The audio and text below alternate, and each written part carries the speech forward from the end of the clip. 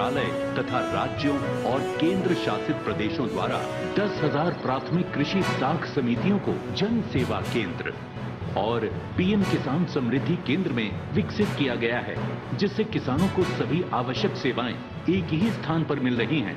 इन सभी पहलों का उद्देश्य है किसानों, पशुपालकों और मछुआरों तीनों को विकास की एक साझा श्रृंखला में जोड़ना और भारत को एक आत्मनिर्भर व विकसित राष्ट्र के रूप में स्थापित करना। आज के इस ऐतिहासिक अवसर पर माननीय प्रधानमंत्री जी द्वारा देश के किसान भाई बहनों के लिए 42,000 करोड़ रुपयों से अधिक की कृषि परियोजनाओं श्री मनपोंग कृषि धन धान्य जिले से इस पेंटिंग में भी किसान ही की छवि, लहसुन पापड़, आंवला कैंडी, मुरब्बा आदि भेंट कर वैक्स से बने कैंडल्स माननीय प्रधानमंत्री जी को पहुंच बढ़ाना है। सेवाएं आरंभ की हैं, जिनके लिए आप प्राप्त कर रहे हैं ये प्रमाण पत्र। आपका हार्दिक आभार है।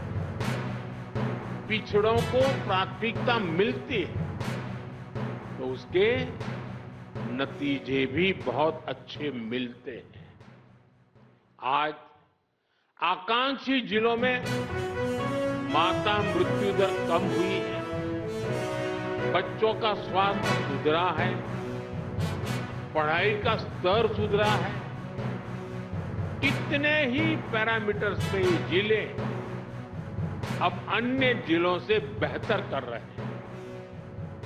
साथियों, अब इसी मॉडल पर हम खेती के मामले में पिछड़े देश के 100 जिलों का, जो खेती के क्षेत्र में बाकी चीजों में आगे होंगे, ऐसे 100 जिलों का हम विकास करना चाहते हैं, उस पर ध्यान केंद्रित करके काम करना चाहते हैं। पीएम धन धान्य कृषि योजना की प्रेरणा वही आकांक्षी जिलों का मॉडल है। इस योजना के लिए 100 जिलों का चयन बहुत सोच समझकर किया गया। 3 पैरामीटर्स पर इन जिलों का चुनाव किया गया। पहला, खेत से कितनी पैदावार होती है। दूसरा, एक खेत में कितनी बार खेती होती है। और तीसरा, किसानों को लोन या निवेश की कोई सुविधा है और है तो कितनी मात्रा में। साथियों, हमने अक्सर 36 के आंकड़े की चर्चा सुनी है। हम बार बार कहते हैं उनके बीच तो 36 का आंकड़ा, लेकिन हर चीज को हम चुनौती देते हैं, उसको उल्टा करते हैं। इस योजना में हम सरकार की 36 योजनाओं को एक साथ जोड़ रहे हैं।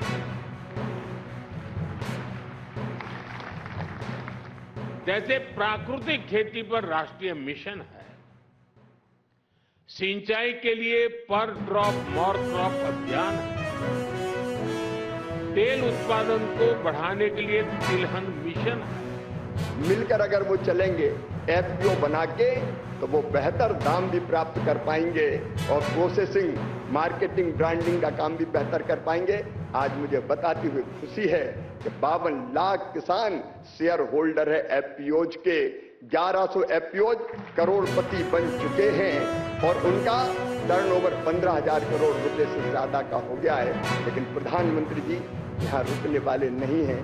जब हम तुलना करते हैं कि 13-14 के बाद उत्पादन इतना बढ़ गया, तो उनका भी ये तुलना छोड़ो पिछली सरकार और अगली सरकार। अब तो हमारे स्टैंडर्ड होंगे, हमारे मानक होंगे, वैश्विक मानक। दुनिया में जो बेहतर से बेहतर हो रहा है उसको भारत करेगा और उससे भी आगे जाएगा।